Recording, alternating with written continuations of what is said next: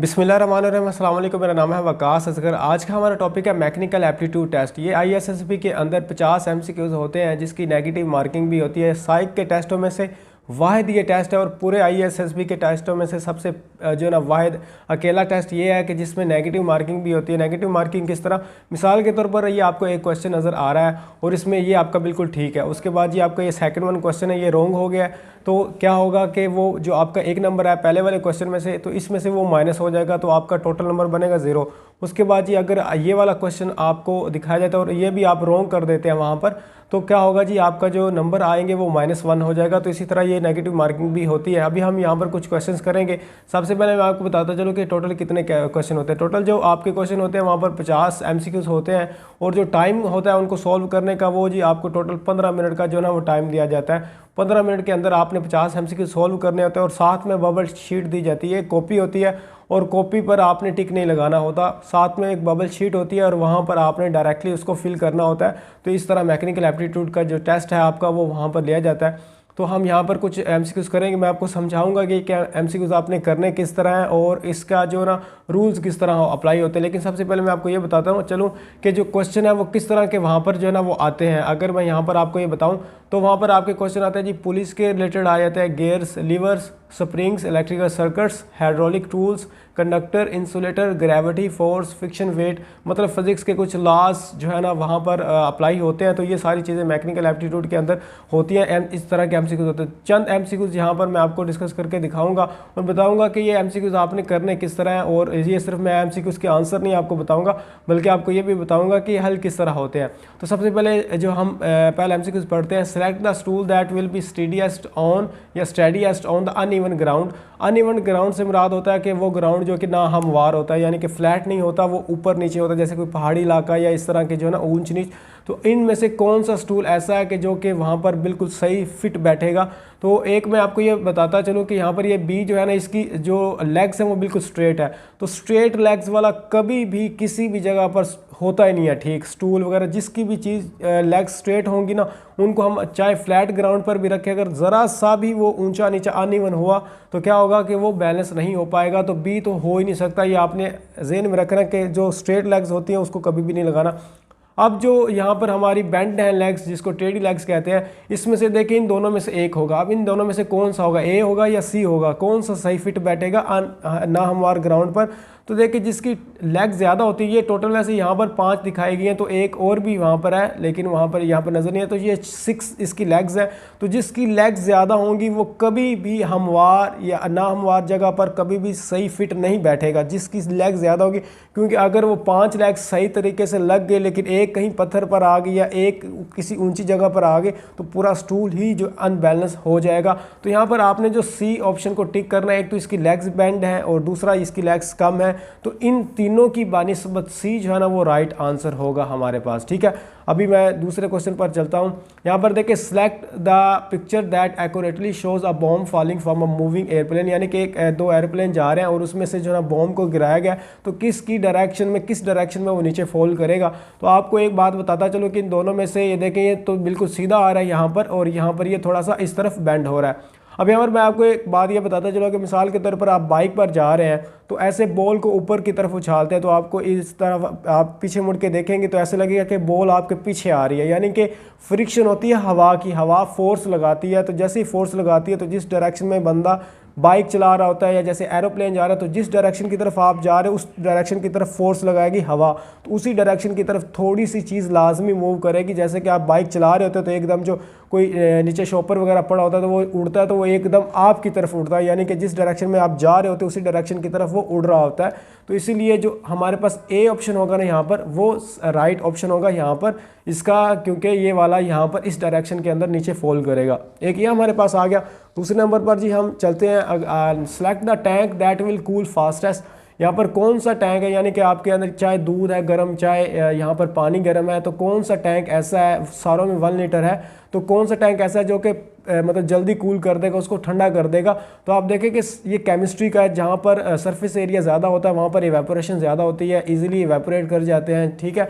तो यहाँ पर जो है ना ये वाला इसकी सरफेस एरिया ज़्यादा है, तो इसलिए ए वाला जो हमारे पास आंसर होगा वो इसका राइट आंसर होगा।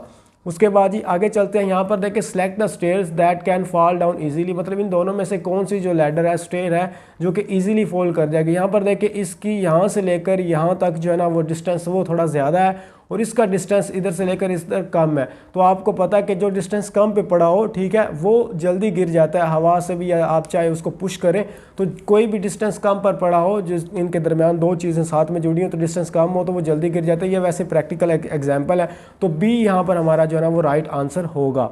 उसके बाद ही यहाँ पर देखिए select the ice that will cool a drink more quickly if both will then select C, मतलब यहाँ पर क्या है कि select the ice that will cool a drink, मतलब कौन सी जो है ना आइस के यहाँ पर थोड़े से टुकड़े पड़े हुए हैं तो कौन सा जो पानी को जल्दी ठंडा कर देगी। यहाँ पर 1 औंस एक आइस है और यहाँ पर औंस, यहाँ पर मतलब आइस के जो टुकड़े हैं वो ज़्यादा हैं, एक से ज़्यादा। तो आपको पता होगा कि जब भी हम कहीं पर पानी वगैरह पीते हैं, यहाँ पर जैसे कि हमारे पास वो गन्ने का रस लगा होता है तो वो बर्फ़ को ना कूट के जो है ना वहाँ पर पानी के अंदर डालते हैं, तो क्योंकि जल्दी पानी ठंडा हो जाता है। तो 1 औंस, एक ये थोड़ा सा आइस जो है ना ये पानी को जल्दी ठंडा नहीं करेगा, लेकिन ये जो टुकड़े ज़्यादा है ना ये पानी को जल्दी ठंडा कर देगा। 1 औंस होता है 28 ग्राम के इक्वल, और 1 किलोग्राम जो होता है वो 1000 ग्राम के। ये वैसे मैं जस्ट इन्फॉर्मेशन के लिए कह रहा हूँ। तो यहाँ पर हमारे पास बी जो है ना वो आंसर होगा, क्योंकि ये पानी को जल्द ठंडा कर देगा। नेक्स्ट क्वेश्चन है कि select the horse that will be harder to hold, कौन सा ऐसा हॉर्स है, घोड़ा है जिसको पकड़ना, होल्ड करना मुश्किल होगा। अब देखिए यहाँ पर ये दोनों की तरफ जो है ना ये एक तरह का दरख्त है और उसके साथ इसको लपेटा हुआ है ये जो हमारे पास रस्सी है। तो इसके साथ देखिए ये यहाँ पर इसको 2 दफ़ा लपेटा हुआ है, ठीक है, और यहाँ पर सिर्फ 1 दफ़ा लपेटा हुआ है। तो यहाँ पर इसको थोड़ा सा होल्ड करना मुश्किल होगा। ये शख्स जो है ना हॉर्स को बड़ी मुश्किल से होल्ड करेगा, क्योंकि जैसे ही वो जोर लगाएगा तो इसका इफेक्ट इस आदमी पर भी पड़ेगा। यहाँ पर तो ये सारा इफेक्ट दरख्त की तरफ पड़ेगा, क्योंकि उसको 2 दफ़ा लपेटा हुआ है दरख्त के साथ। तो सारा जो उसकी पावर है, जो उसकी फोर्स है वो दरख्त को लगेगी, और यहाँ पर इस पर भी असर पड़ेगा, यानी कि यहाँ पर रस्सी यहाँ इस तरफ से भी खींची जा सकेगी। तो ए जो है ना हमारे पास यहाँ पर राइट आंसर होगा।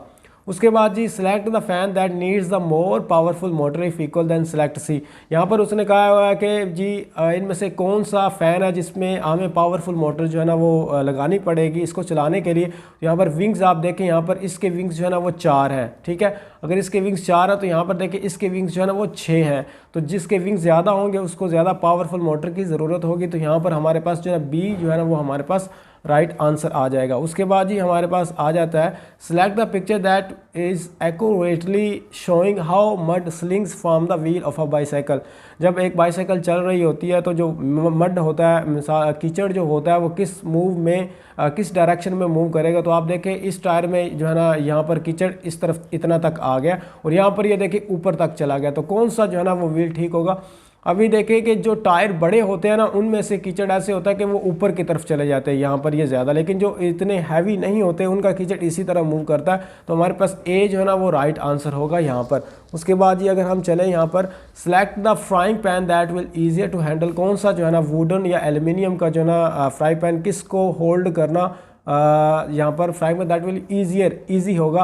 तो एल्युमिनियम जो होता है वो एक कंडक्टर भी होता है, उसको वैसे भी वो जल्दी गर्म हो जाता है, तो इस तरह के हैंडल बनाए भी नहीं जाते और ना ही उसको हैंडल करना भी बहुत मुश्किल होता है, पकड़ना भी। तो वुडन जो है ना यहाँ पर हमारा आंसर होगा, ए जो है ना इसका आंसर है। उसके बाद ही हमारे पास हम आगे चलते हैं select the car that is less likely to roll if both then select सी।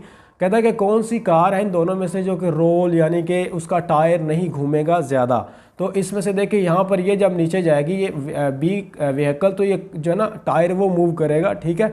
और लेकिन अगर ए वाला अगर हम यहाँ पर इसको ये एकदम टायर जो है ना वो ज़मीन से आकर टकराएगा तो ये रोल नहीं करेगा। तो कौन सा है select the car that is less likely to roll. तो यहाँ पर ए जो है ना हमारा ऑप्शन बन रहा है। उसके बाद जी आप आ जाएँ नीचे वाले select the wall that will keep the house warmer in the winter. कौन सा जो है ना ये 2 वॉल्स हैं, ठीक है, एक ये है और एक ये, इसके दरमियान यहाँ पर एयर है और यहाँ पर एक डस्ट है, ये 2 वॉल्स के दरमियान। तो कौन सी ऐसी चीज़ है एयर या जो ना डस्ट वो मदद करेगी कमरे को गर्म करने के लिए, वार्म करने के लिए। तो कहाँ पर हमारा कौन सा ऑप्शन होगा, जो एयर होती है ना उसमें ज़ाहिर है वो इंसुलेटर और कंडक्टर के तौर पर काम तो कर रही होती है डिफरेंट वेज़ के अंदर, लेकिन जो डस्ट होती है वो ज़्यादा वार्म रखेगी विंटर के अंदर, क्योंकि अगर ठंड आती है दरमियान के अंदर तो डस्ट का जो ऊपर वाला हिस्सा होगा वो ही बस ठंडा होगा, लेकिन जो अंदर दरमियान में और डस्ट होगी वो जो है ना वो वार्म ही रहेगी, गर्म ही रहेगी। तो इसलिए जो है हमारे पास जो ऑप्शन है बी वो इसका राइट आंसर है।